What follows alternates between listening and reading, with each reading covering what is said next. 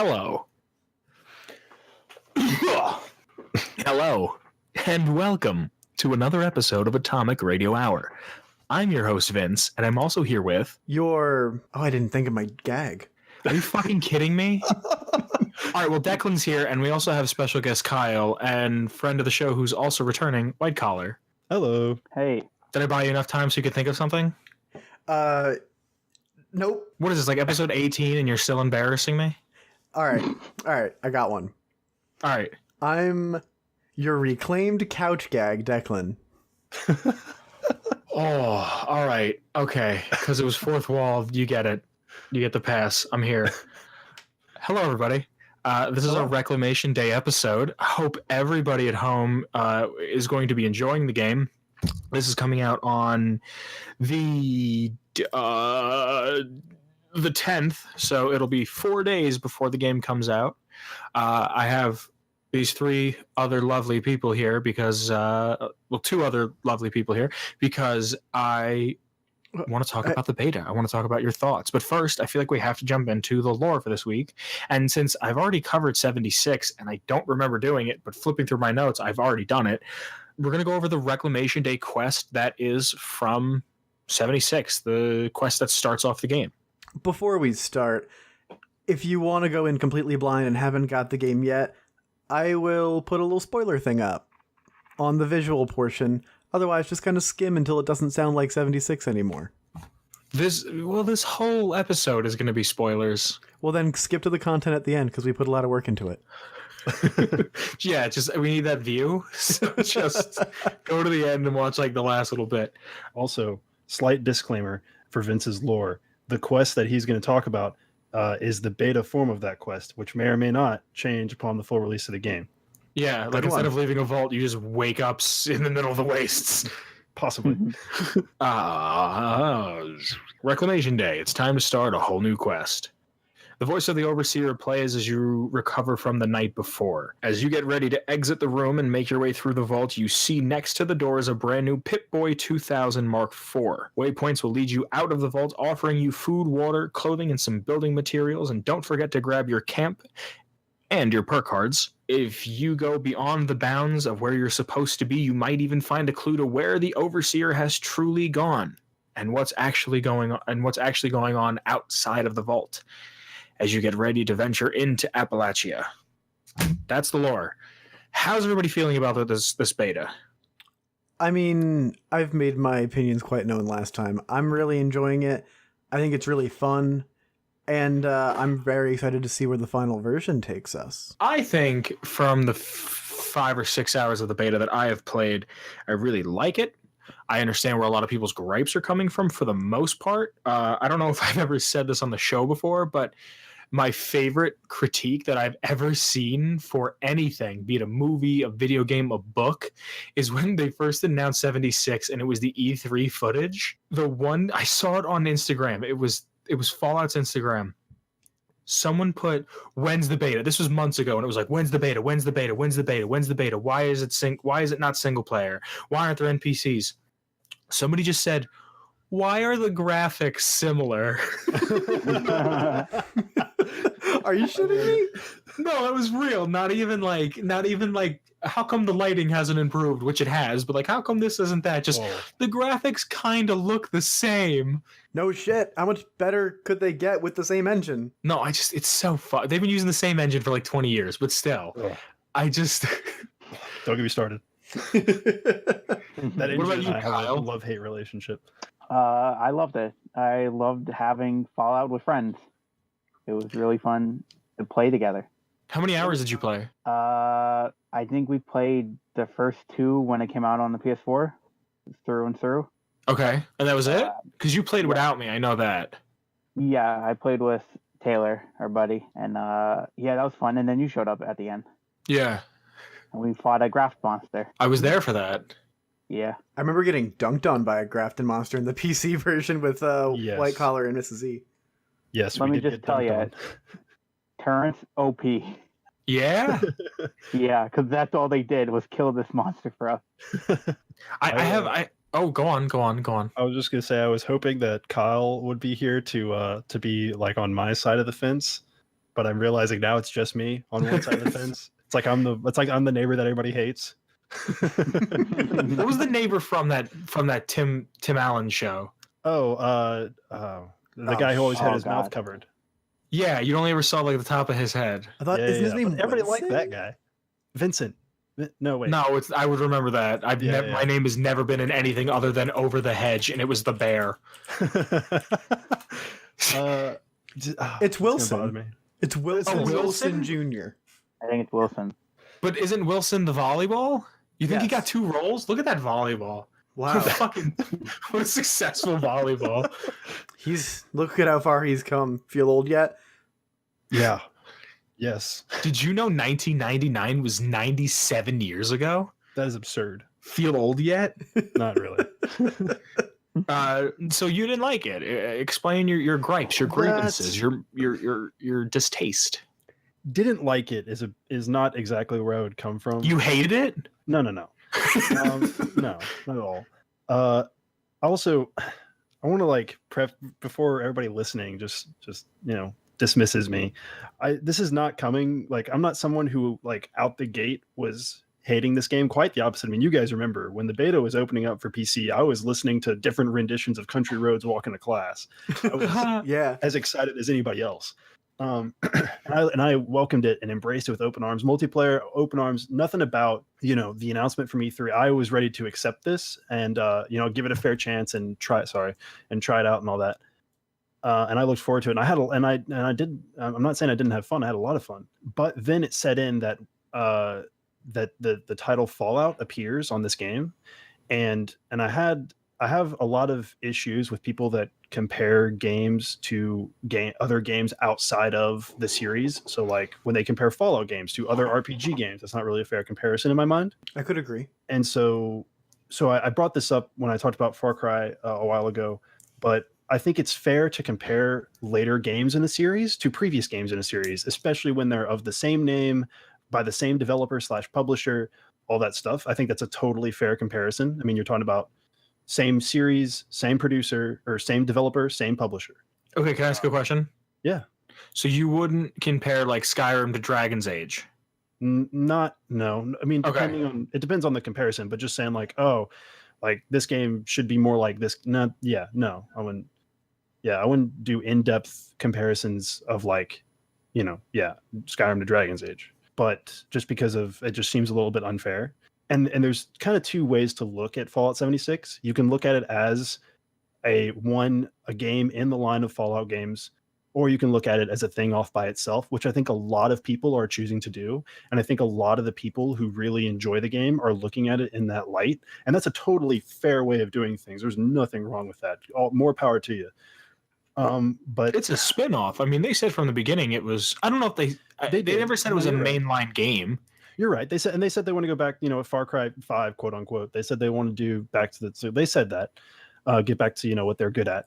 And they said it was like an experiment for them. I mean, I think literally the words out of Todd Howard's mouth were experiment, and or they wanted to see what it would be like. So that's totally cool. I'm down for that. I really am. But a couple of issues arise with that is that it's still of the same title, and that's cool. Like, I mean, that's like saying, Fallout Tactics is of the same title. Fallout Brotherhood Steel is of the same title. We all know. Yeah, how but that those aren't turned out. canon. Right. We all know how that turned out. They're not canon because Bethesda chose them not to be canon. But how does Fallout 76 stand up? You're going to say Fallout 76 is considered canon? Part of it. The way I've always interpreted it was part of it would be. Well, how do you mean part? Because the way they're kind of advertising everything, and I've checked out the Atom Shop, which I'd like to talk to you guys a little bit about later on, and how you feel about microtransactions within a Fallout game. The way I've seen it is like, we're going to get this game, and the main storyline is quote unquote canon. So yes, the Brotherhood is technically in West Virginia, but if it's never brought up by the Overseer, then I doubt that that's canon. So okay, that itself isn't canon, that the Brotherhood is there, but the events of the story might be. Because there's no way you're going to tell me this game is making as much money as it is in just merchandise. My dumbass bought $150 Pip-Boy kit and Don't a talk cookbook. about money with Fallout games. No, you understand what I'm saying? Like, it's making money. It is. All games are And- designed to make money, but I'm just Yeah, saying, exactly. if you're gonna start saying like, oh, how much money this game makes, I don't know if you've seen the revenue from GTA 5. We just talked about that on an Did you? episode. That's where I heard that. I was wondering where I heard that recently. Ooh, we get so much cred that we don't even know where references. There's no way you're going to tell me this is going to make that much amount of money and they're going to do so much fan service, because I kind of feel like they're doing some of it so far, like just a little bit. And there's no way you're going to tell me that in a month's time, or 2 months' time, 3 months' time, whatever, maybe a year, that I can't buy a Tunnel Snakes jacket. Yeah. You know what I mean? Like, I'm with you, but I also think that we're getting off topic here. no. Well, hold on. I'm bringing it all back. Okay. The main storyline is going to be what has happened after the bombs had dropped in West Virginia and what the experiment, quote unquote experiment, was for 76. I do not think whatsoever 76 was a control vault. I think 76 is going to be a vault that you later find out what the actual experiment was, and it's an experiment that involves you leaving the vault.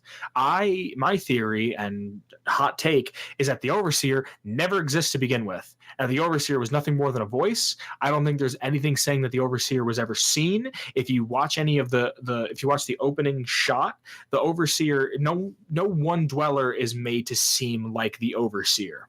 So I think the Overseer is more of just a title that is given to a voice that speaks to the people. And by the time you get to the kind of like an AI, kind of like Hal in a way. By the time you get to the end of the game, or even before that, you're going to find out in some way that it is not real, and that Vault-Tec, I think this is the game that's going to say Vault-Tec did 2077. I would like to agree with that. That'd be cool. I would like to see that. I think Interesting. based on kind of the narrative context of the beginning, I feel like the Overseer definitely was some kind of physical entity. That being said, it could have been a robot. Like, there's already a vault of that exists. Yeah. But like, I think that in terms of canonness of this game, I feel like whatever is laid out in the world to like be the stories for us to consume, the holotapes lying in a bin, the people hunched over with knives stuck in their chests, all their stories are things that happened and are meant to be part of this universe. But I think kind of like ESRB, like online interactions are not regulated there. Yeah. Yeah, I agree with that. Yeah. And I can see where you're coming from there, but it becomes problematic in my mind when you do these quests that are supposed to shape the world around you. And that's like, I mean, fucking every Fallout game ever, what you do in the world matters. It makes a difference. It changes the stance of a faction and the strength of a faction in a particular area. It can literally cause the destruction of others. And so, the actions that you make in this world matter. And to me, and I don't know, and to be quite frank, I don't really know how you can argue that, that you disagree, but I just don't think that your actions, my actions, or any individual's actions in Fallout 76 have a consequence for Appalachia in any sort of way. See, I like that. Because quite frankly, it doesn't. Okay, so let me tell you why I like that. I like that because they advertised this game and they said, hey, this is 4 times bigger than Fallout 4, right? Hmm. And Fallout 4, I think, was their biggest game map-wise at the time. Yep. Hmm. Now, they tell you this is 25 years after the bombs drop. Everything we've seen has been, everything outside is irradiated to the point where plants attack you, right? Right. This is a massive world, and the 4 of us have all played the beta to some extent, and you understand how great scale is with this. We said in our last episode, or 2 episodes before that, I can't remember, that you just kind of walking through and seeing power lines and seeing these buildings and everything, even if things are more spread out, things have a great sense of scale to them. I agree with that. In Fallout 4, you have your one man with a mission. In this one, you're more collectively somewhat of a hive mind, in the sense of like, the occupants of 76 are going out into the waste. And if you want to talk canon, the vaults are only supposed to be able to fit 2,000 people. So let's just say 50,000 people buy this game on the day of its release. There's no way a vault fit 50,000 people. Yeah, so that already So- Could you discounts it imagine by a that? game mechanic alone. I'm Could you sorry? imagine if they ever did that? What, 50,000 people on one server? Yeah. It would No, suck. 50,000 people can only own this game. Oh, why would you buy it? Oh, that'd be yeah. No, Have that like would a actually be great. Charlie and the Chocolate Factory golden ticket scenario. Yeah, really. But think about it, if they only gave out, say, 50,000, or not even 50, let's say 1,000 copies of the game, and you were lucky enough to get one, and every time you put it in a console, you had to put a code in, you could sell that game and code for thousands. Mhm. Yeah, Oh, easily, yeah. doesn't make you a good person, but you could do it. But what I'm getting at is there's another 210 or so years. Oh no, I'm sorry, it's not even that much. There's another 170 something, 80 something years of knowledge of we know what has happened. So we don't necessarily have to make a huge impact on the world. That's not the theme of the game, where the theme of 3 is to reshape DC to the point where all of its citizens have clean drinking water, or New Vegas is either the bear people or the ox people are going to or the gambling people are going to fuck us royally in some way. And 4 is the Brotherhood is here, no one really likes them, the synths have been here for a long time. No one knows what to do with them, and the Institute is behind it all. Okay. All so we then- have to do is make sure none of these people or one of these people get into power. Where 76 is just everything outside is fucking on fire. We need to put out the fire and make sure people can live. Okay, all right, with you. I follow you. But how can you say that as like the theme and that being the central driving point to the whole game when that just doesn't it's like, oh, rebuilding America, but you don't like What do you mean? like you don't rebuild anything. Nothing happens. As much building as you want to do, as much quest completion as you want to do, as many events as you want to take part in, as many holotapes as you want to listen to, nothing changes. Have you ever played Dungeons and Dragons? No. That's why. Okay. That's why I really think you don't like this, because Kyle and Declan and myself have been playing Dungeons and Dragons together for like 6-7 years. Okay. And It's kind of one of those things where the journey along the way beats the destination. yeah, I'm with you, and I think that's the entire idea that this game is trying to sell. I'm not. Pete Hines said that. He said this is D&D. Yeah. Yeah, and that's cool. But to me, or not to me, but that shouldn't be a Fallout title, because, and I'll tell you why. Because, and not that like it can't ever be a thing. I love the concept, the idea, and it's just the execution of that question. Also, the issues that I have, I'm separating like the more spiritual, quote unquote, issues of the game with the mechanical issues of the game that everybody knows there's mechanical problems with the game. This Oh, engine of was course. not- It's A a Bethesda Bethesda game? game. yeah. See, but With okay. mechanical issues? Yeah, right. Guys, it just works. But people do that. They play these broken games. I mean, broken is with the whole FPS, the frame rate issue to physics. I mean, quite literally the definition of broken. And people give it a pass because they're like, oh, it's a Bethesda game. You wouldn't Yeah. accept that from anybody else. No other major developer would you be like, you wouldn't expect to be playing Red Dead and suddenly the fucking half the game doesn't work. You can't connect to the game. It deletes your entire pre-allocated like data. Like that doesn't happen, and you just be like, oh, it's Rockstar, this happened. No, you don't do that. You paid good solid money for this game, and I realize, granted, it's a beta, fair enough. That's the one saving grace here.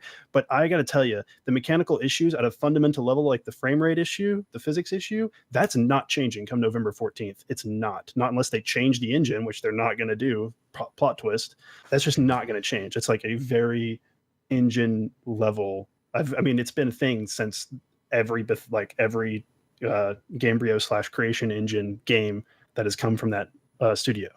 It's just how it's going to work. So I'm just saying, moving these mechanical issues aside, and also the part that like, why are we giving Bethesda a pass? Like that, like just because that they make games that are buggy, like why are you being like, oh, that's still okay, I'll pay full price for a game that's like half broken? Like moving that aside and talking about the spiritual issues of the game, the story based, I guess, the classification of it. the world also just genuinely feels empty to me for a variety of reasons. One is because, I don't see I guess because I'm not a D&D person. I don't play video games because I play video games because I don't play D&D, right? Like D&D is not my thing. So I go to video games where I can see Have you ever tried D&D? No, well, yes, actually, yes, I have. And I couldn't invest the time that was needed for it. Like I had so much to learn. I mean, have you seen how big that book is? It's a big book. Okay, wait, I'm going to let you know something right now. I DM a game. I get paid He to hasn't DM a even game. read the player's handbook. I don't know how the fucking mechanics work. I always have Declan with me or somebody else who knows the book better. I pride my games on good storytelling. Can I pause you right in your tracks real quick? Because I Sure. just had a fucking realization about my life. Vince is Bethesda. And hear me out. He literally is a bunch of storytellers in a room trying to say their beautiful message to the world, but just don't know how to actually do it. Yeah. Kind of. Like, that's how you are with D&D. You have a bang-up story, but, like, I just really wish you would read the goddamn book. But that takes work. Yeah. But you don't have to know. What I'm getting at is, like, you don't have to know everything. If you go and you find you're in a institution of higher learning, no? Well, yes, but I'm Okay, well, find a group that plays and just say, hey guys, I've never played. I'd like to give it a try. This is the type of character I play when I play video games. I'd like to play as something like that within your game. I'd have to find a Fallout one because I don't know what kind of character I play in other video games. And unless it's like Skyrim. But anyway. Well, no, like, yeah, that's I base a lot of my D&D games off Skyrim. Okay, fair enough. It's like, Same goes. That's very approachable. Yeah. what'd you say, Kyle? Same goes for my characters. Like a lot of my D&D characters are based off what I did in Skyrim. Like my Fallout guy, Dr. Stein, is just how I play in Fallout. Yeah, Intelligence build. Like Okay. I don't never read the books either, and I wrote the whole freaking story that you, Declan, and Vince, we all kind of Turned created into an a odyssey. world, and yeah. But I'm a video game guy, so everything's based off my video games for me when I make a world. So it's very different for different people.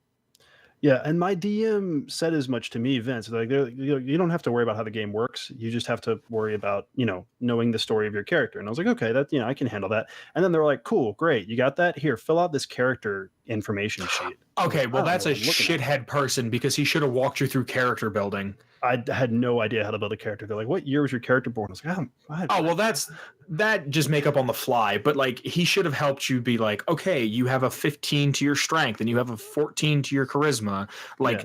that he should have helped you with. But Oh, I forgot to mention, I'm probably one of the lesser creative people out there. And so when they were like, oh, you need to know a story for your character, I had trouble coming up with one that was original at all.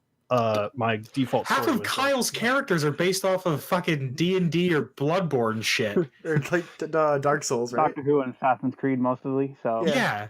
He's DMing the game. He goes, we're going to Anne Orlando. And I had no clue that was from Dark Souls. And Declan calls me while he's at school and he's like, hey, you're going to be pissed off. You sitting down? I'm like, now I am.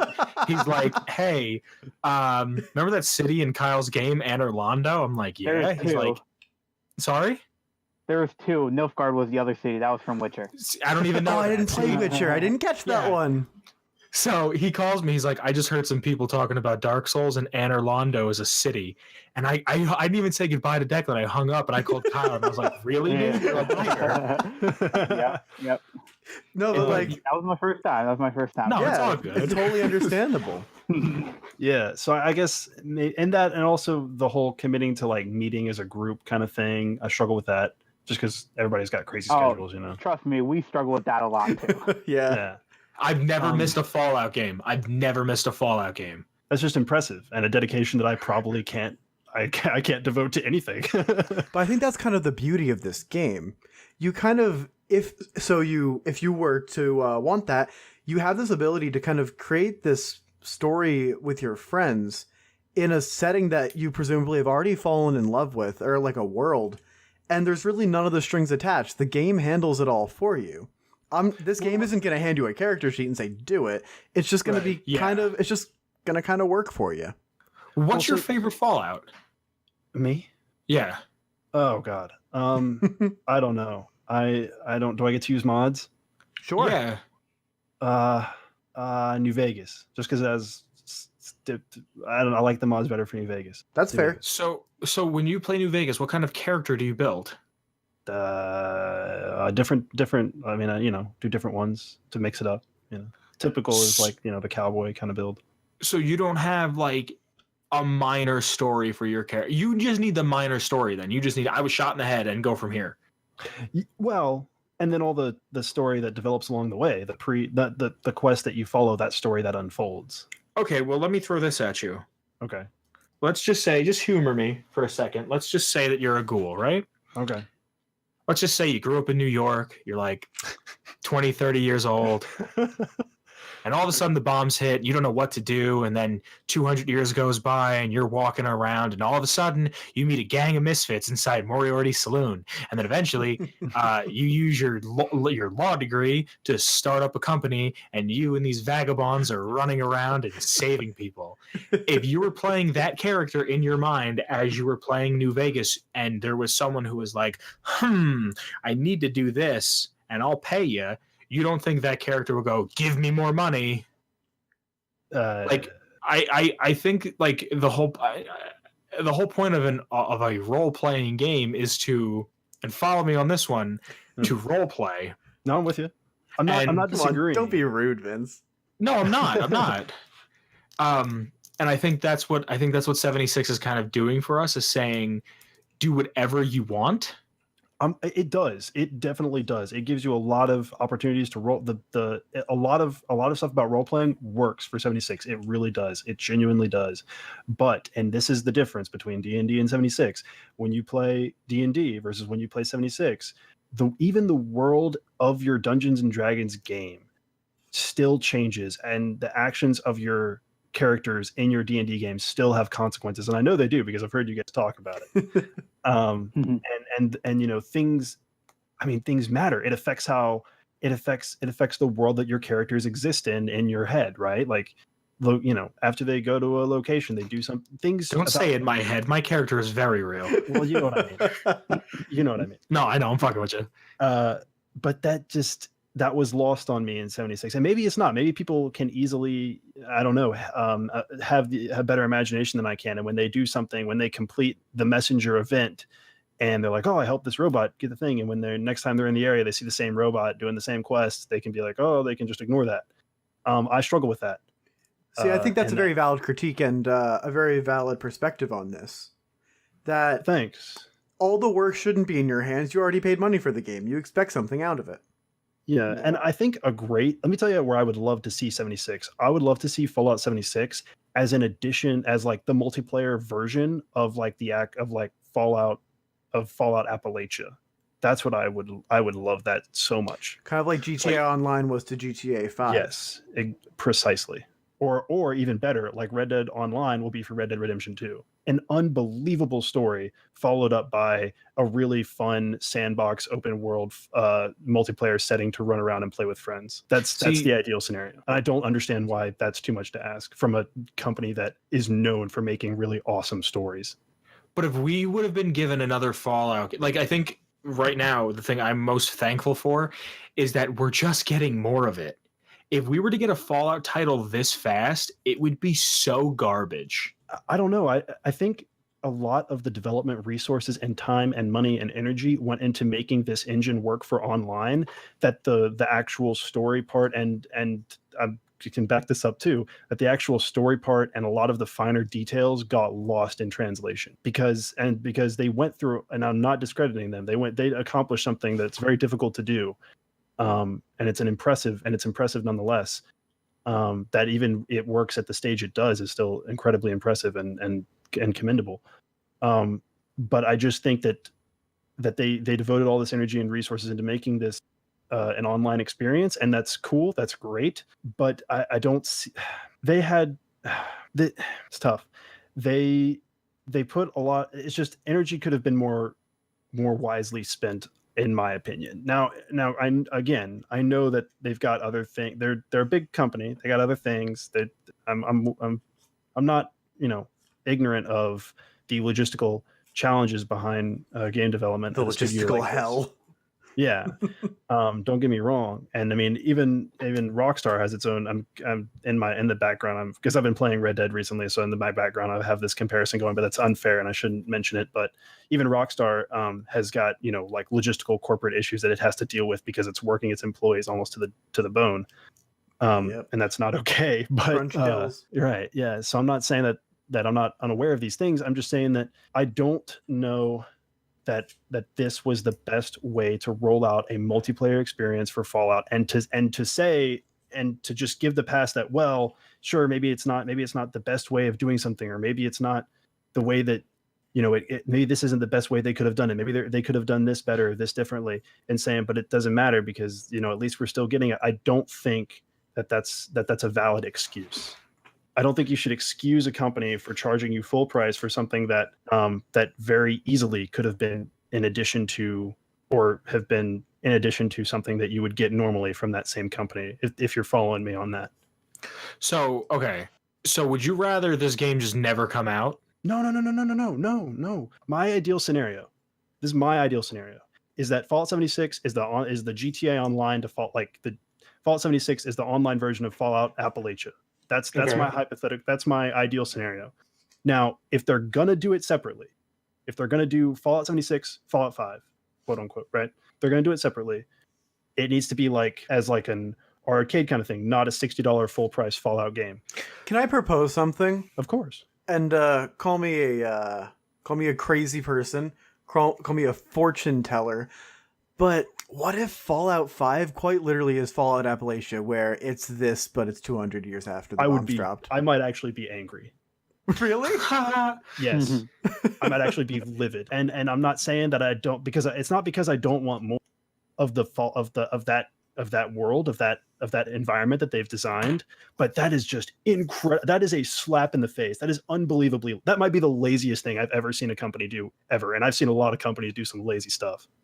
That's up there. They've got literally everything done. They're not to discredit Obsidian, but they would be pulling their own Obsidian. Like they would be using the assets and tools that they've already done and putting in the effort for a story now and then selling it as a different game. And that's just, that would be so insulting. I would be offended that they think that I'm that stupid.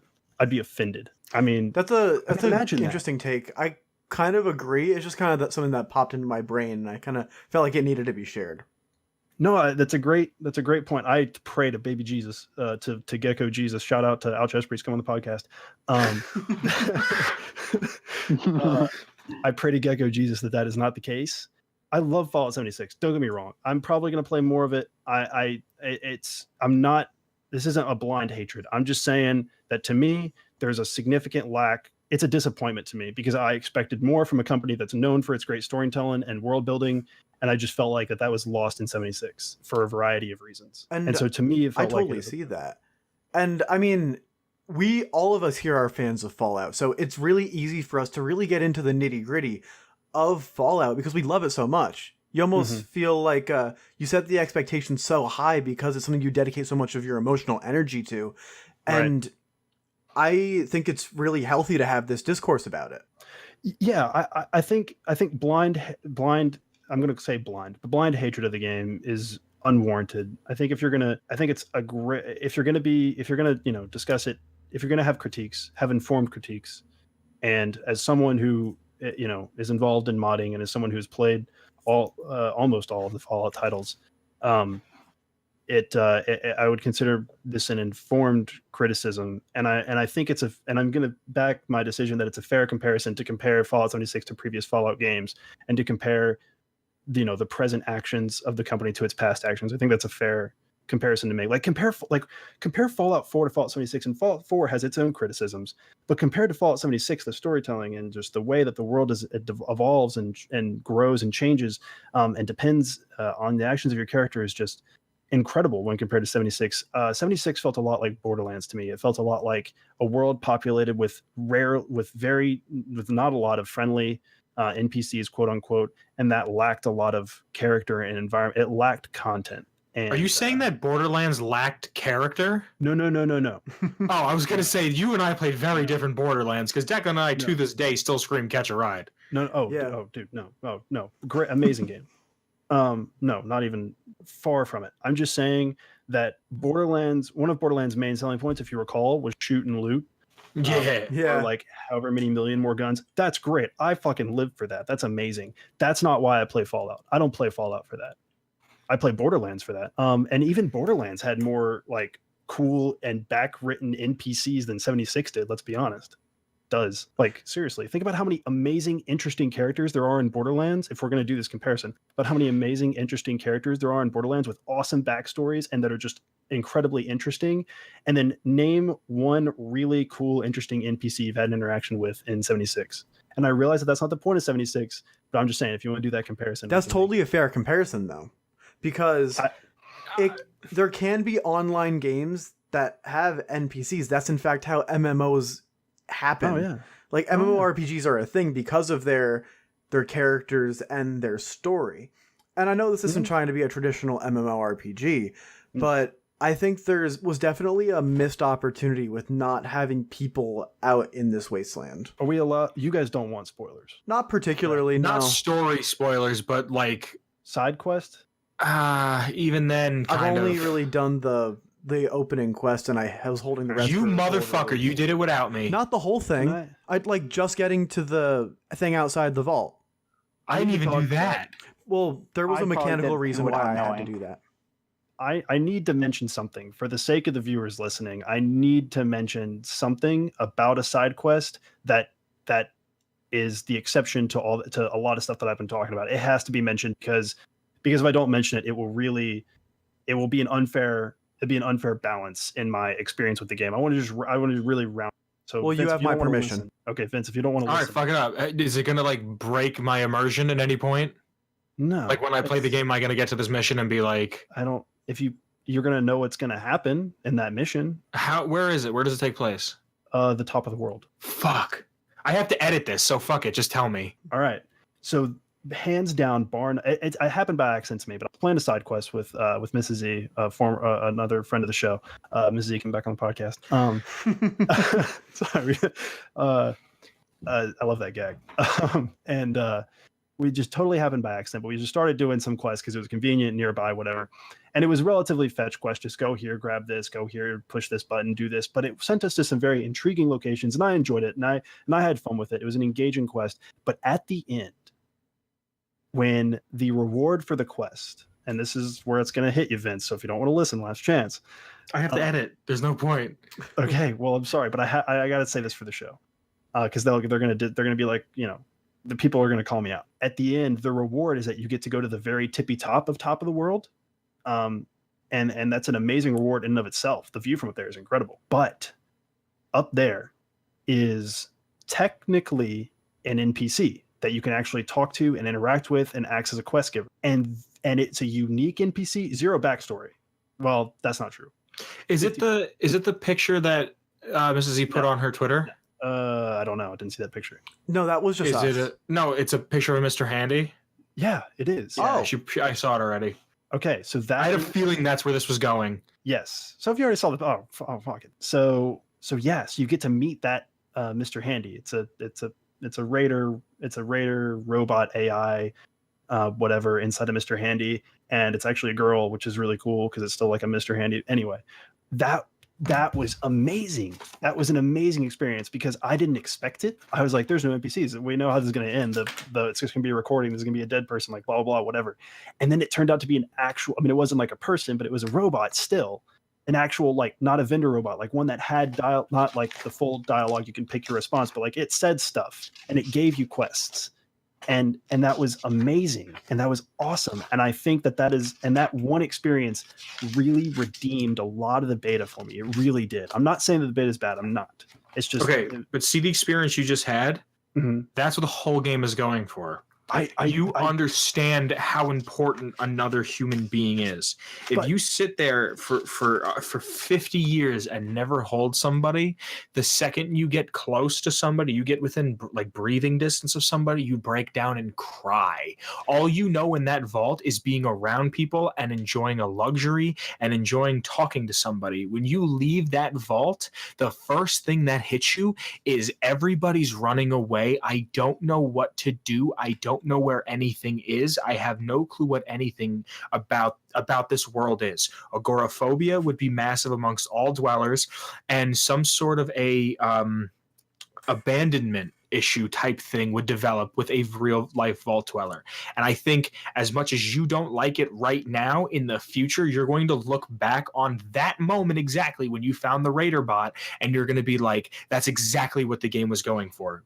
Because we never found anybody in the game other than a few people, and the only reason we couldn't talk to them in game is because we were speaking through Discord. And I'm not switching my mic around to maybe talk to a 6-year-old for 10 minutes before he calls me gay. Yeah. Well, okay, that's not the reason. That feeling that you found a Miss Nanny. I'm sorry, I had to search through the notes because I couldn't remember. A female Mr. Handy is a Miss Nanny. Go on. Right. I'm sorry. No, you're good. Thank you for clarifying. That's not the reason that I felt so awestruck and inspired. That's not it. It was because I was so disappointed with how the game was turning out that I did not expect to find any semblance of actual content. And that's not the reason that I should be excited to find a fucking Miss Nanny in the building. The reason that I should be excited is because of what you described. I did not get that. I mean, I see where you derive that sense from, but the game didn't create that sense for me. And I think part of that is, and this shout out to Clean Prince, come on the podcast. He covered this. God damn it.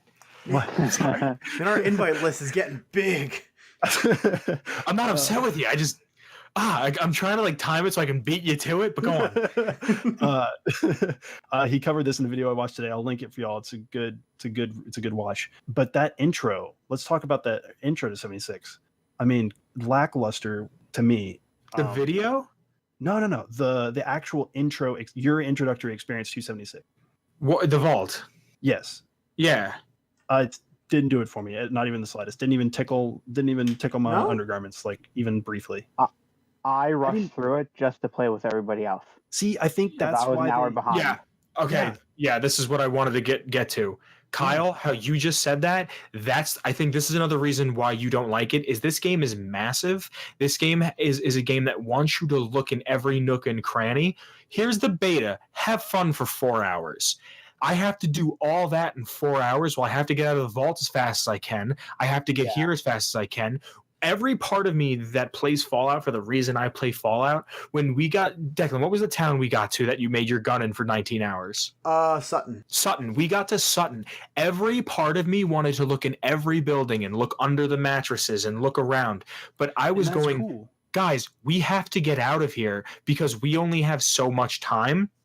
We can't be here. We can't sit around in a town for more than 5-10 minutes because I want to see what this world is about. Playing Fallout on a timer is like, it defeats the purpose of the game because time is one of those like themes and of Fallout that's so important. The time since the bombs dropped, the time it takes for you to do things, the time of day, it creates a different sense of danger. And I think time is something that we missed with this beta due to its mechanical design. And I think I mean, that'll fix upon full release. Oh, of course. And that's what I think you need to do, is I think there's a lot of things subliminally with you from the way because I think you and I look at the game in a very similar light. You look at it more of like a technical light, and I look at it more of like a storytelling creation. Let's explore, let's see, my favorite part about meeting a new person is just asking them questions that make them a slightly uncomfortable because it lets you learn how they tick. I've known Kyle for 6, 7, 8, 9 years. Every time I see Kyle, I tell him to give me a kiss because it makes him uncomfortable, and I know that I can get a little bit of a reaction out of him. You need to just kind of ease into it. I see where Kyle's coming from, and I get why that would change his experience. But for me, it was slightly different. It wasn't that I rushed through the vault. Not quite the opposite. I even tried to see if I could clip through the walls to get to different places. I took my time in the vault. Don't get me wrong. But my issue was because other people were in that vault with me, I didn't get to see the vault door open. When I walked up to the thing, it was already open. And I just saw this. I think it's always open. It's not. I didn't know that was somebody else play. It actually, if you're like one of the first people there, you actually can see the vault door open. I watched. Yeah, that happens for me. Yeah, like I was the only person in the vault. I didn't actually know there was other people going to be there. Yeah. So anyway, it actually does open, and I've seen footage of people where that happened for them, and I didn't get that. And also I missed that buildup, that tension. There was no tension. I didn't feel like there wasn't enough, not backstory, but there wasn't enough. I didn't have enough time invested in the vault to feel the sense that you described when I left it. If I had more time in the vault, like in Fallout 3, for example, which is a fair comparison, I totally agree that, yeah, that sense of everything you described earlier about meeting new people out there, that sense would have been much stronger, and that would be the reason to be excited about finding a friendly person out there. That would be the reason. But because 76 didn't have that buildup, didn't have that lead, didn't create that tension of, like, imagine if you just got to experience the party before, even if it was all online, even if it was just you all, and there was like, you had to wait for like, I don't know, 10, 15 minutes for you all to party out the night, and then everybody has to go to sleep. And then imagine how much tension that would build within you. That when that door opened, when you're all standing there, and like literally there's like 10, 15 of you, whatever, standing there in front of that door, and it opens and you all rush out. Imagine that tension. Imagine that. Come on. I don't disagree with you. I see where you're coming from, but imagine if you had to replay the beginning of Fallout 3 every time. Do you not? No, but I'm saying for an online game. Well, once you have your character, I mean, well, hypothetically. Hey, man, you want to re-roll and make new characters? Yeah. Give me 20 minutes to sit through the opening. Not in 76. No, exactly. That's what I'm saying. Like, that's why because the game itself is like, I think a lot of them where you walk out of the vault, the game is supposed to say to you, like, hey, this is like, especially with 3, anyone born in Vault 101 dies in Vault 101. With Fallout 4, they didn't know when they were going to get out. They just thought they were going into a thing to be cleansed of the radiation. Next thing they know, they're frozen. Fallout 1 or dead. Fallout 1, you have lived in the vault your entire life and was not supposed to open for 200 years. Hey, get the fuck out. No one has clean water. Those games have that sense of almost like a homesick, nostalgic feeling to them because you don't know what's going on, where in Fallout 2, you start as a descendant of the main character from Fallout 1. So presumably you've already played Fallout 1. You already know that feeling of, oh, fuck, I got to go out into the wastes. And that's why you're a little more, the game starts with you're in the waste, you're part of a tribe, and you kind of venture out because you just kind of go out there, and once you're out there, you're already aware of what's going to happen. You're like already jaded. Yeah. Yes. And they kind of looked at this and said, okay, well, the vault itself isn't a huge part of the game. You're still coming out of the vault, but you're not going to have that much time in there because from a gameplay standpoint, do you want to be in the vault for as long as possible to play a multiplayer game? It's like, no. Do you ever play World of Warcraft? No. If you ever play World of Warcraft, you start in the starting area and it's your first 5 levels if you want to do that. You can leave right away and never touch those quests. I'm not saying it from I'm saying it from an attachment perspective. They told, well, not the whole not knowing, what's going on thing. They told you everything is very clear from the start what's going on. You knew beforehand that you were all going to go out because that was the point. You're going to go rebuild America. We all knew the reason why the vault was opening.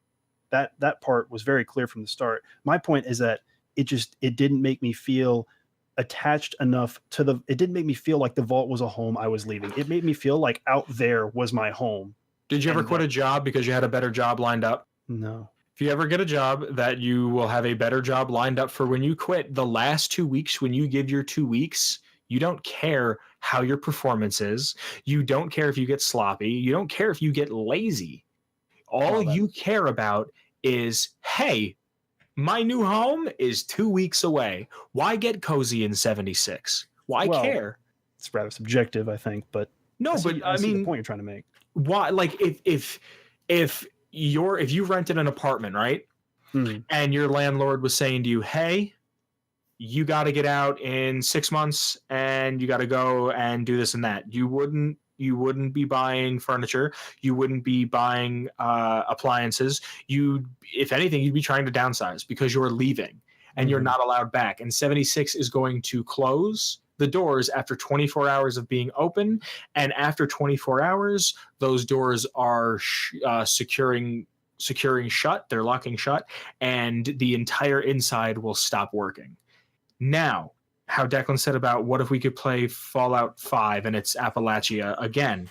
I think there's a lot of things that open up for story there. How it could be like you could find 76, and 76 has been opened and is nothing but super mutants and raiders or something. I think, and I don't want this to. I don't want to come. If I've come off as like I'm yelling at you, I'm sorry because I don't mean to be. Not at all. But I think almost you were ready to be disappointed. Oh, I hope that's not. That's a big fear that I have in the back of my head, is that was the case subconsciously and I didn't know it. I really hope that's the case, because that's how. I don't want to sound like an asshole, but it's kind of how you're coming off. Is that you were ready to not like it? Because Declan can attest for me. Ever since the Fallout 4 announcement, we've met up at his house to have like a mini party where we make fucking Nuka-Cola and sit around and get all excited and yell at the TV, even though they can't hear us, and we know they can't hear us. But yeah, every E3 since then has been like a Fallout food day. That's awesome. So when we were there the whole time, they said nukes. I got out of my chair and looked at Declan and go, "That's it. It's over. Fallout's ruined." Really? He was a little baby boy. Yeah, I was. Yeah. That's the type of person that I used to be. Kyle, the two of them went to high school with me. They can attest. Something new, something changed, and I went, "Fuck it. It's over. It's dead. I don't want it." And then I would play like. That's kind of how I feel about Red Dead, because I haven't made any vocal opinion, but I am not enjoying Red Dead at the moment. Other than in my group chat, I am not enjoying Red Dead. Is it because I'm playing as Arthur Morgan? Yes. I have no fucking need to be Arthur Morgan. I have 8+ years invested in John Marston. I don't give a fuck about Arthur Morgan. The missions where you talk to John and you talk to Abigail and you talk to Jack, I'm fucking ready to rock and roll. Those are the missions where I sit up and I'm like, this is what I want to be doing, because I'm so used to this one thing. And I that's how I'm kind of, from what you're saying, I'm hearing that from you. And I don't want to sound like an asshole when I say it, but I'm hearing a lot of, this is not what I'm used to. Well, at the same time, I would love to give White Collar his own voice, but I think a lot of his criticisms are very valid. I'm not saying they're not. I'm not saying they're not. Yeah. I totally get that. But I think a lot of his criticisms are super valid, and there are some things where for a company of this size, there are no excuses. Well, so Vince, the same reason you're not enjoying Red Dead right now is probably the same reason I'm not enjoying 76 right now. You're not enjoying Red Dead. You don't care about Arthur Morgan's story because you're used to the John Marston story. That's what you have invested in. That's what you're expecting, quote unquote, to use your words there. And again, not to sound like I'm being the asshole yelling at you, but that's where I'm coming from for 76. You know, if we take the Red Dead Redemption for you and Fallout 4, 3, 2, etc. for me, what I'm wanting from the next Fallout game is not what's delivered to me in 76, and what you're wanting from Red Dead Redemption 2 is not what's delivered to you in Red Dead Redemption 2. You see what I'm saying? But do you think that 76 is a bad game? Not even, no. Okay, no, because I don't think at all that Red Dead 2 is a bad game. It's just not the game I wanted. So you and I are on the same frequency in that regard. I understand what you're saying. Yeah. So I'll say this. I said the same thing about Fallout 4, and when you compare Fallout 76 to it, it kind of, the comparison becomes null. But when Fallout 4 came out, prior to Fallout 76 being announced, and after I had played Fallout 4 numerous times, I said this. I said Fallout 4 is an amazing game. It's a great game. It's not a bad one, but it's not a great Fallout game, but it's a great game. And I was like, it's not a great Fallout game because it lacked a lot of the RPG elements that 3 and New Vegas had, that I had come to, and 2 and 1 that I'd come to grow and love.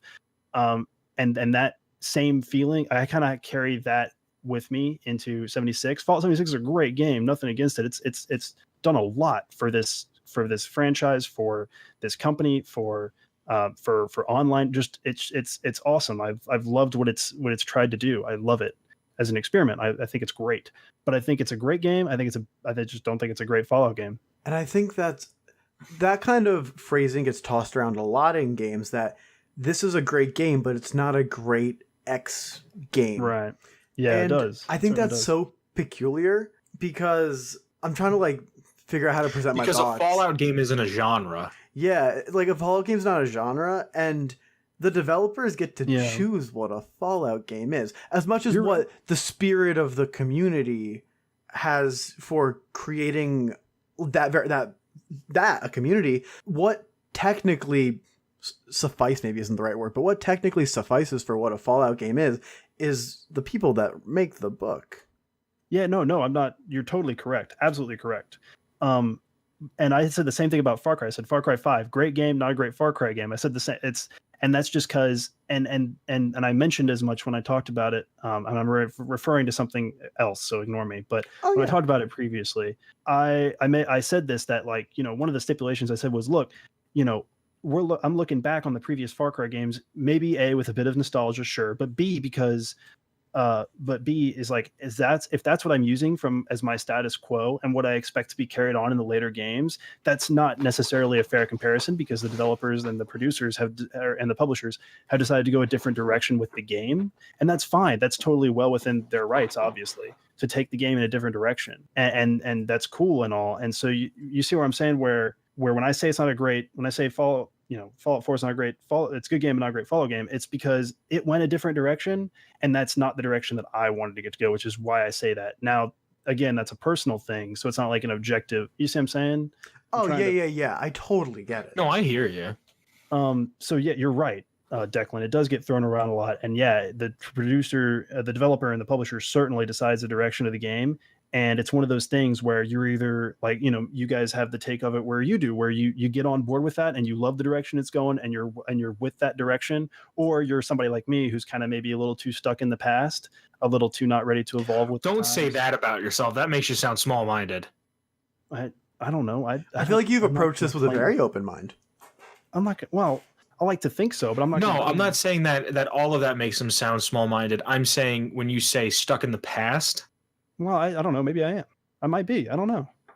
I look back on all the earlier Fallout games with a very fond. I mean, I still play them today. I mean, think about this. I mean, that's what I'm saying. Another thing to consider. Do you really imagine yourself playing Fallout 76 10 years from now? Yeah. Do you really? Yeah. That's impressive to me. I mean, I can't imagine playing here's Fallout the today. disclaimer. I don't mean to speak over you guys, but here's the disclaimer. I see myself playing Fallout 76 if Vince and Kyle are by my side. Okay, so I thought that was a given. Condition. Yeah. Oh, okay. So it's that condition of other people are still playing it with you? Yeah. I'm not in 10 years will I be playing it unless I have a group to play with, but I think I'll be playing it up until Fallout 5 comes out. Well, okay. Fair enough. That's not. And hopefully that's not 10 years from now. I mean, I don't know. You really think we're going to get Elder Scrolls 6 within the next 5 years? 5, 6? Yeah, I say Elder Scrolls 6 is coming within the next 5 years. Yeah. I don't think we're getting Elder Scrolls 6 till 2022. And 2023 at the latest. I'd put my money on that. Earlier. Yeah. Oh, 22 you said? 2022, 2023, we're not getting it till. 22 is 4 years. Less than. All right, I went to public school. Don't yell at me. I'm just saying. Because, well, also, Bethesda's recent acquisitions and changes of new offices and stuff like that gives them kind of a broader, they can spread out the workload more. So I'm saying, and to be fair, I think the rate at which they pump out stuff might start increasing again with kind of judging by the acquisition of these new offices. I mean, I didn't realize in the state that I live in, which is not their headquartered state, in the state that I live in, there's like 3 different branches of Bethesda, of ZeniMax. Anyway. Oh, yeah. They're pretty large at this point. Kyle, what's your take? You've been a little bit quiet. I don't mean to overshadow you. But... No. On 76. All right, Kyle. Well, I agree with the whole vault thing. Like, I rushed through it so I could play with you guys, but at the same time, I already seen it. They showed the whole vault at the E3. They showed the whole opening. Pretty much. Yeah. So it wasn't something that I was gonna like. It was all new to me. Like, it was like, okay, get your stuff. All right, goodbye. Like, I felt there should have been more to like. Ooh, maybe give hints at like who some of these people were. Maybe I don't know. Yeah, it was. I rushed through it so I could play with you guys, but I don't know.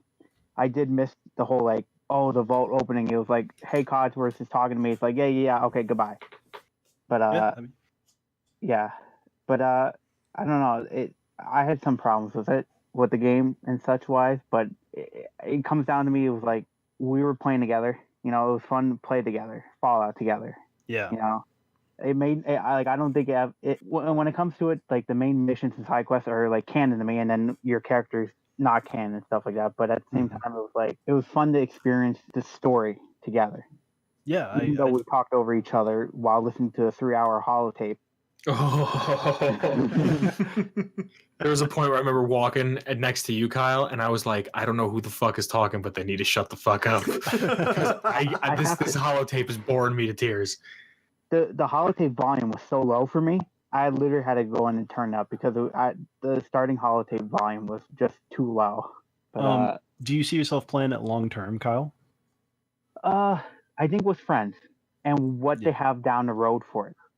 Yeah. I know they said they're DLC's going to a be big updating factor. it. Yeah. They're going to be updating it to the end of time. They said so. But think about that. You get all the things you guys have said. If other people are playing with it, how long they plan to support it. Fallout 3 came out how many years ago? And 10. And all the DLCs for it have been out in what, for 9 years maybe. Mm. And people are still playing that game. I mean, you guys. I mean, Vince was talking about how we started a new playthrough the other day. Yeah. Yeah, I started a evil playthrough in Fallout 3 for the first time ever. I just started a New Vegas playthrough like 2 weeks ago.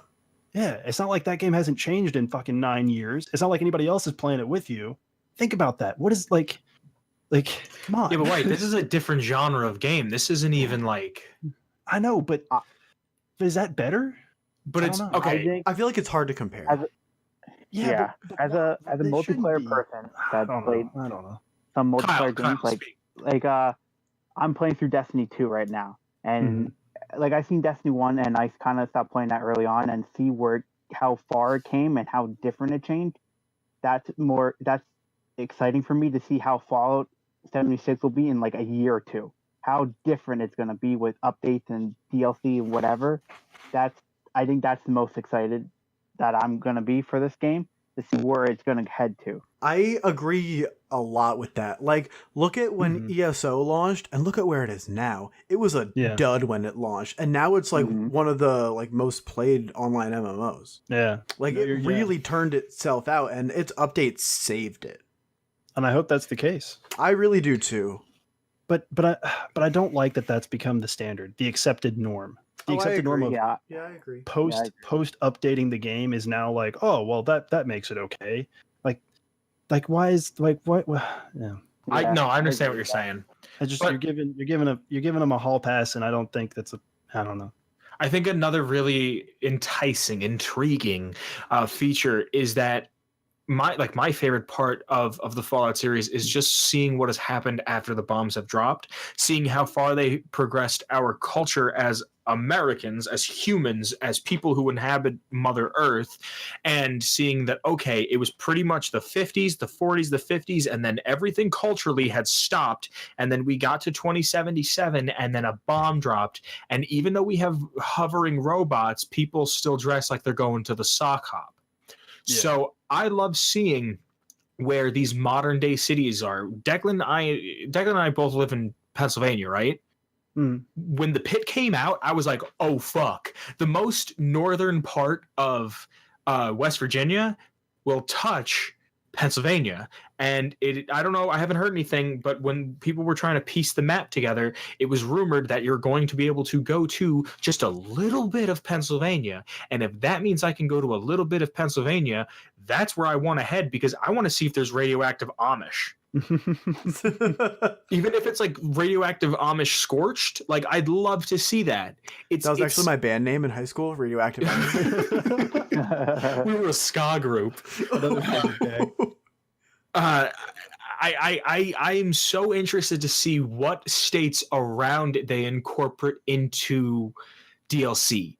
And I know that's kind of fucked to be like, oh, I bought this $60 game, now I have to wait to see what else comes out. Like that's a pull for me. But it's to build the world. Anything that builds the world makes an experience more enjoyable. Yeah, of course Or ruins it, but it depends. Yeah, but yeah, of course it does. That's kind of my whole point, is that this, as it stands now, the game doesn't lack a lot. It lacks a lot of world building opportunities in my mind. Now, I will say one cool thing is that the time frame setting for 76, the way that they've portrayed it, I think makes a lot of sense of how it probably would be only 25 years after the bombs drop. A lot of just running around fighting fucked up shit, trying to not die. I get that. I get that there was maybe not a whole bunch of giant cities only 25 years later. I can buy that. I like that. Let me tell you though, and again, this is like a D&D type of standpoint thing. Mhm. Declan was like, okay, I want to play this game that I built. So he gave to everybody that, and what is it, like 6 people that play Fallout D&D. He said, yeah. hey, take this and run with it, whoever wants to do it. And I was already DMing a traditional fantasy D&D game, and I went, fuck it, I love Fallout, I'm doing it. For you to put the game, I did it 37 years after the bombs dropped in Louisiana. Nice. And it was, you know how there's like the Commonwealth and there's the Pit.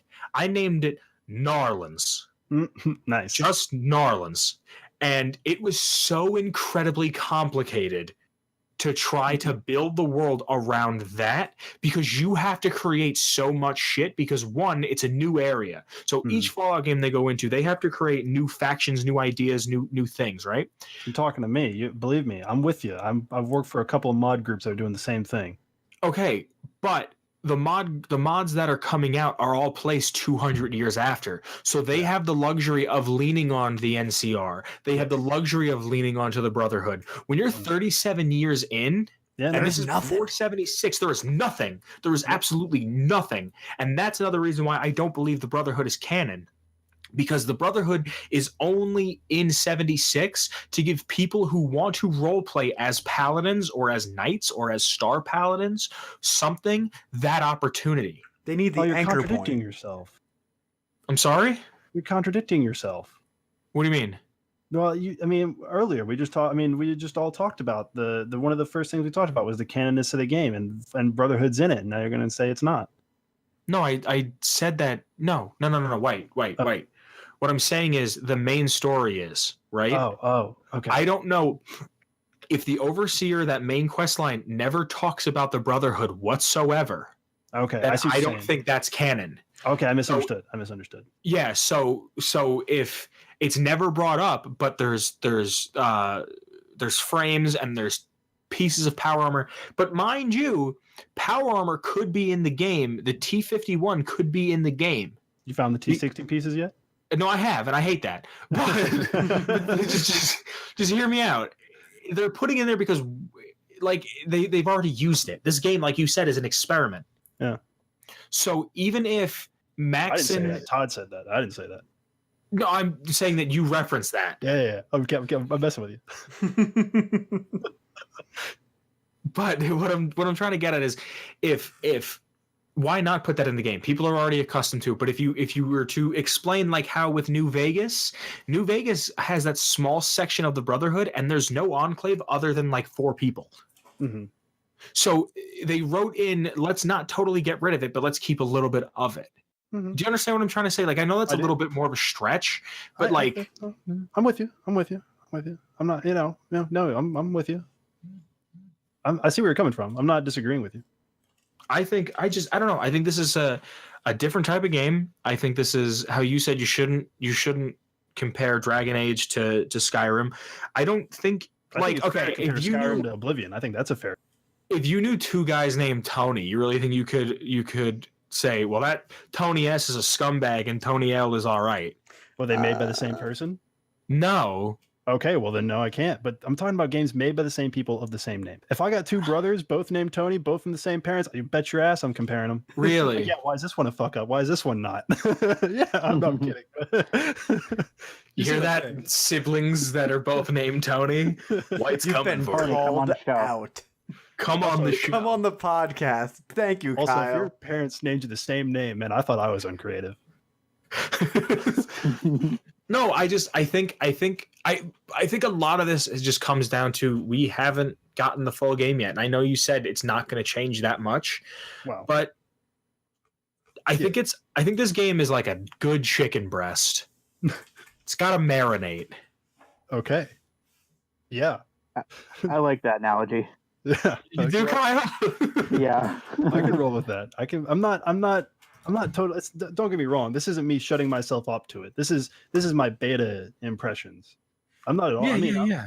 I'm not going to stop playing this thing for a while. Don't get me wrong. I love exploring a Fallout wasteland with friends is amazing. This game is incredible. I'm not saying that. I just had a different take on it than maybe other people.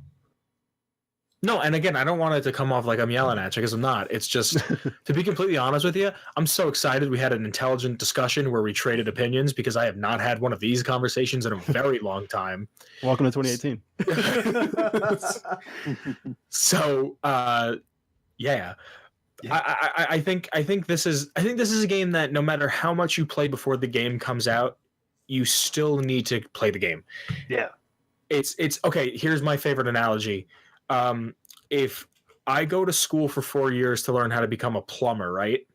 But I never once work in the field, the guy who said, I'm not going to school, I'm just going to go apprentice under a plumber, already has the 4 years of knowledge. Mm-hmm. If actually doing it. Us playing the beta, in a sense, was like going to school. Okay. You're not sure. You're not sure if you like the trade itself or if you like the studying of it. Okay. When you get the game, that's when you're in the field, and that's when you get to decide if you like it or not. If that makes sense. I don't know. I kind of maybe beta is more like an internship kind of thing. I don't know. Yeah, I'd give it more like that, but it's similar vein of thinking. Yeah. Yeah. Does that make sense? Absolutely. It does. Yeah. Yeah. Kyle, do you have any final thoughts? The radio is awesome. The radio is amazing. Yeah, the fucking Beach Boys. So many songs. And I think I talked about this last time when we were falling asleep, but so many of the songs that were added are songs that I had on my Fallout playlist because they were Fallout-ish. And I'm just like, yeah, I got it right. That was in a recent podcast. Yeah, that was last time, I think. That made me feel good for you. I felt happy for you. Yeah, like, my God, Jukebox Saturday Night has been in my playlist since like before I played Fallout 3. Oh, that's awesome. And I'm excited to see monsters. Like, we went to the Mothman area, and I was just creeped out the whole time. Nice. Like, I'm excited because on the loading screen it said something about honeybees or killer bees. I'm like, oh God, Wu-Tang. I can't wait to see that. Wu-Tang But Killer I Bees. think like creatures and monsters are the most excited about of this game. Yeah. So I want to see what they do with like urban legend and stuff like that with the Mothman, and I think that's like the biggest I'm looking forward to. Yeah. Something that I'm excited for. Oh, sorry, go ahead. I was just gonna say, just to remind people, the listeners, before they start, I don't know, bad mouthing me to their friends, like that white collar guy fucking hates Fallout. He wants to murder Todd. I heard him say it. I'm really excited. I've loved my experience in Appalachia. I've loved playing with friends. I've loved my interactions with other people. I've loved exploring the really interesting locations that Bethesda has placed throughout this world. And they are some really cool looking I mean, there are some beautifully decorated locations. They're really interesting. I mean, it's a great place to run around and explore, and I love that. And my criticism is not at all that I mean, I'm not. I have criticism. I can still enjoy the game and have criticisms. This is possible. And hopefully, people understand that. No, yeah. Okay, good. Yeah, we totally loved hearing your thoughts on it because it's really easy when you're with fans of something to get into an echo chamber, and I think it's really healthy to, like I said, have this Discord. Yeah, I enjoyed too, and my point of sharing my perspective was to offer just some insight into different informed opinions about the game, not to drag other people into my pit of disappointment with me, but but because that's not my intent at all. But yeah, I'm glad I got the chance to listen to you guys talk about all the positive aspect. You've really, shed some light on some things for me too. I hadn't thought about, a lot of the points that Vince had mentioned and a lot of the technical aspects that Declan brought up and Kyle's experience in the very beginning. So that's all kind of really good to hear. And sort of, it definitely rounds out my perspective as a whole. So I appreciate that. Yeah. Yeah, awesome. Thanks for Yeah. the two of you. Thanks for coming on. Special guest Kyle is always welcome. White Collar, you're always welcome. Thanks. Appreciate it. Do you want to say anything, Declan? I think I'm pretty good. Do you want to say anything? I talked a lot. You're right. So I'm going to start talking now, and I'm going to talk about our intro music. Oh, wait. Oh, Can I say something? Sure. Sure. Shane Ivers, come on the podcast. Yo! Shane Ivers, come on the podcast. He made our intro music. It is Feather Duster. So if you want to get it for yourself, please don't steal it from us. It is at www.silvermansounds.com/featherduster. And what if the fine folks at home would like to follow the show, Declan? If they want to find the show, they can find it at Atomic Radio Hour, at Atomic Radio Hour on Twitter, on Instagram, and those are the important ones. We also have a Discord. Yes, please join our Discord. The link is really ugly, but you can find it in the description of the show. You can go there to yell at me about why my opinion sucks. What if people want to find you, though, Declan? I was going to ask you the same thing. So if you want to find... You want to say our Twitter handles at the same time? Sure, let's do it. Yeah. All right, wait, hold on. We got to count it off? Yeah. All right, is it on go or on 3 or on It's 1 or on go. yes? So you're going to go 3, 2, 1, go or 1, 2, 3, go? Those are the same intervals of time. No, you said it's 3, 2, 1 or 1, 2, 3. 3, 2, 1, go. On go. So 3, 2, 1, go, and then we're going to say it. Yes. Okay, you ready? Yes. You sure? Am I saying yours and you saying mine, or other way around? We need to be clear here. Oh, shit. Okay, you say mine and I'll say yours. All right. 3, Okay. 2, 1, go. The Boogin. Declan_bean. Perfect. Would you guys like to the links offer... are in the thing below. Yes. Would you guys like to offer your social medias? Not required. Kyle? Sure. Twitter, the Ood Sigma. Ood spelled OOD. Nice. Magical. Good stuff. You can't find me. I don't exist. So, without further ado, let's move on to our favorite segment. One of our shows. No? No, it's not. No.